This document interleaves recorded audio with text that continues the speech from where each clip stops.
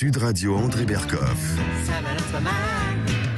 Berkoff dans tous ses états, ça balance pas mal sur Sud Radio. C'est la fin d'une saga judiciaire longue de plusieurs mois, mais sans doute pas des polémiques. Salah Hamouri, avocat franco-palestinien de 37 ans, a été expulsé dimanche d'Israël vers la France, soupçonné par Israël de lien, ce qu'il nie, avec le Front populaire de libération de la Palestine, le FPLP, une organisation jugée terroriste par l'État hébreu et l'Union européenne.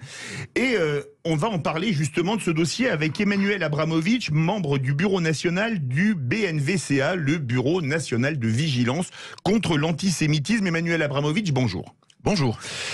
Alors tout d'abord, quand on lit les réseaux sociaux, on nous présente Salah Hamouri comme un résistant, etc. Est-ce que vous pouvez nous dire, vous, votre vision au Bureau national de vigilance contre l'antisémitisme sur le personnage ? Notre vision est une vision pragmatique.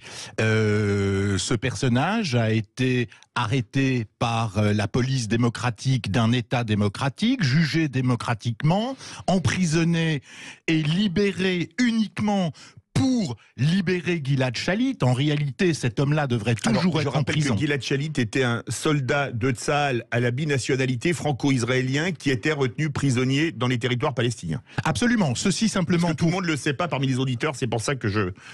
Vous avez parfaitement raison de le préciser. Ceci simplement pour dire aussi que, en réalité, Salah Hamouri devrait normalement purger sa peine dans une prison israélienne.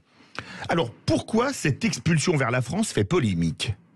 Elle fait polémique parce que, quelque part, Israël a osé faire ce que la France n'ose pas faire. C'est-à-dire renvoyer vers leur pays d'origine des bandits, des condamnés, qui ont la double nationalité. Alors, on nous présente Salah Hamouri comme un résistant, mais c'est pas exactement la même chose. Il a eu des liens notamment avec le FPLP. Il était soupçonné d'avoir participé à un attentat pour tuer un rabbin, c'est ça ? Alors d'abord, Philippe David, permettez-moi de faire un point de sémantique. Il y a des gens, chez les pro-palestiniens et les gauchistes, qui le traitent de résistant. Moi, je me souviens de ce qu'étaient les résistants qui ont libéré la France, et ce sont des gens qui s'attaquaient essentiellement à des militaires. Donc quand on se dit résistant et que l'on projette des attentats contre des rabbins ou des civils, on n'est pas des résistants et on n'est pas non plus un kamikaze. Les kamikazes ne visaient que les militaires américains. Alors... il a été accueilli, on peut dire, en héros. Plusieurs députés de la France insoumise sont allés l'accueillir à l'aéroport Roissy-Charles de Gaulle. Est-ce que ça vous interpelle ? Ça m'interpelle doublement. D'abord parce que, à peine le pied posé sur le sol français, Salah Hamouri déclare, face caméra, qu'il va poursuivre le combat et qu'il appelle à la résistance. Eh bien, je suis désolé, mais il est en train, de fait, d'importer en France le conflit israélo-palestinien. De facto, il porte atteinte à l'unité nationale, et cela en présence de gens qui portent une écharpe tricolore. Oui, ça m'interpelle. Alors, justement, il y a un tweet qui a fait beaucoup polémique, qui a été repris notamment par Charles Sitzenstuhl, qui est un député dans Alsace, je ne sais plus, c'est Haut-Rhin ou Bas-Rhin. C'est un tweet de la députée insoumise Ercilia Soudek qui a qualifié, je cite, de déportation l'expulsion de Salah Hamouri, et Charles Sitzenstuhl a répondu que chez lui en Alsace, il y avait un camp qui s'appelait le Nattweiler Struthof et que la déportation c'était ça. Comment réagissez-vous à ce tweet qui a fait couler beaucoup d'encre ? Moi qui vous parle, quand je suis né, il me manquait 70% de ma famille. Vous entendez bien ? 70% de ma famille était morte, assassinée. Eux, ils ont été déportés. Quand vous regardez ce petit Salah Hamouri qui se prétend ce qu'il n'est pas, rien d'autre qu'un terroriste, il est en bonne santé, il a bon teint, il a le verbe haut. Excusez-moi, mais la déportation, c'est pas ça. Et cette complicité d'utilisation d'une sémantique déplacée est intolérable, inacceptable et devrait faire honte à ceux qui la pratiquent, à gauche notamment.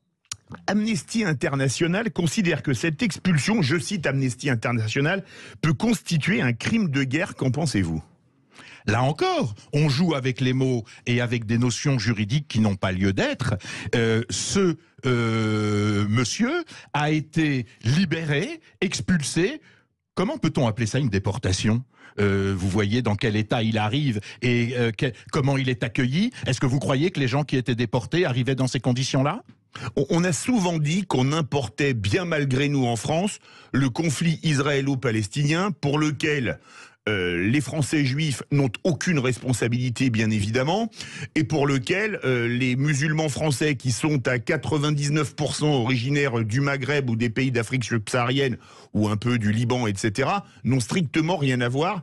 Est-ce que vous avez peur que Salah Hamouri, comme il a dit qu'il allait continuer à résister ici, ne serve pas de caution à certains qui pourraient être influencés? Et on a vu parfois que ça pouvait virer à la tragédie criminelle en France. Votre observation est le cœur de l'inquiétude qui anime essentiellement, mais pas que, les citoyens français de religion juive. Oui, vous avez raison, on est en train de transformer en une espèce de rockstar, un pseudo-martyr à qui on va organiser une tournée qui va aller de Brest à Saint-Étienne et qui va effectivement permettre de répandre un message de haine qui va motiver des acculturés, des gens qui n'ont pas d'existence professionnelle, personnelle, familiale et qui vont se prendre pour des Robins des Bois en s'associant à cette cause. Et donc, oui, nous sommes très inquiets car il y a eu hier Dieudonné qui a créé un Français Mera. Eh bien, nous craignons que demain, ce soit Salah Hamouri qui génère des pousses au crime. Je vous laisse responsable de vos propos sur Dieudonné. Justement, le Bureau national de vigilance contre l'antisémitisme, dont vous êtes membre du Bureau national, a-t-il interpellé le gouvernement qui a quand même son mot à dire pour une admission sur le territoire français pour cette affaire?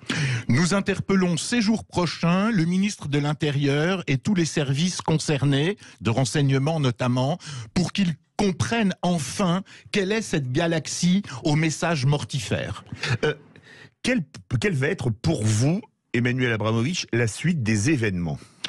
Alors, pour moi, personnellement, c'est une vigilance sur toutes les actions qui pourront être imaginées par les différents collectifs BDS, Samidoun, Palestine vaincra, qui ne font que répandre la haine, mais qui maintenant ont une rockstar. Donc je vais être très attentif à ce titre-là. Je vais faire attention quand je marcherai dans la rue et je ferai attention où je porte ma kippa et de temps en temps je mettrai une casquette dessus parce que ce genre de personnage et de relais dont il bénéficie dans notre beau pays, en fait, me fait peur et risque de porter atteinte à ma sécurité. Et qu'est-ce que vous voulez demander au gouvernement ? Je demande au gouvernement que le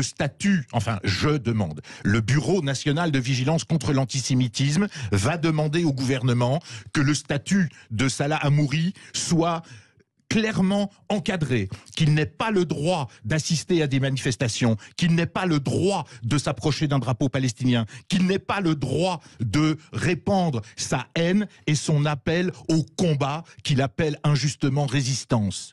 Et pour vous, un retour en Israël est-il possible de Salah Hamouri ? Quand je ne sais pas, je ne sais pas.